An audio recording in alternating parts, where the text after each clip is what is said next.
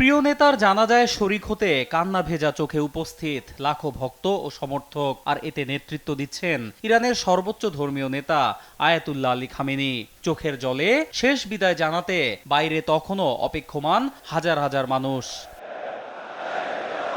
বুধবার তেহরানের ঐতিহাসিক রেভলিউশনারি স্কোয়ারে ইরানের প্রয়াত প্রেসিডেন্ট ইব্রাহিম রাইসি, পররাষ্ট্রমন্ত্রী আমির আবদুল্লাহিয়ান সহ দুর্ঘটনায় নিহত বাকিদের এ জানাজায় আরও অংশ নেন ইরানের ভারপ্রাপ্ত প্রেসিডেন্ট মোহাম্মদ মোকবার, হামাস নেতা ইসমাইল হানিয়া সহ শীর্ষ নেতারা, ছিলেন মন্ত্রিসভার সদস্য ও ইরানের অন্যান্য ধর্মীয় নেতাও।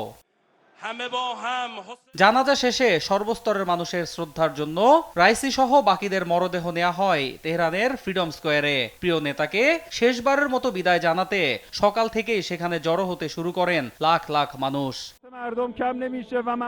এর আগে বুধবার সকালে তেহরান বিশ্ববিদ্যালয়ে রাইসির মরদেহ নেওয়া হলে সেখানেও নামে মানুষের ঢল। এ সময় মর্মান্তিক দুর্ঘটনায় নিহত সবার কফিনে শেষ শ্রদ্ধা জানান তারা। তেহরানে সর্বস্তরের মানুষের শ্রদ্ধা ও বিদেশি কূটনীতিকদের উপস্থিতিতে শোক ও স্মরণ সভা শেষে বুধবার রাইসির মরদেহ তার জন্মস্থানে নেয়ার পর বৃহস্পতিবার সেখানেই চিরনিদ্রায় শায়িত হবেন ইরানের প্রয়াত প্রেসিডেন্ট ইব্রাহিম রাইসি। এর আগে মঙ্গলবার তাবরিজ থেকে বিমানযোগে রাইসি সহ বাকিদের মরদেহ নিয়ে আসা হয় রাজধানী তেহরানে। শেষ যাত্রায় সামিল হন লাখো মানুষ। অন্যয় কর্মকার, নিউজ ডেস্ক, দেশ টিভি।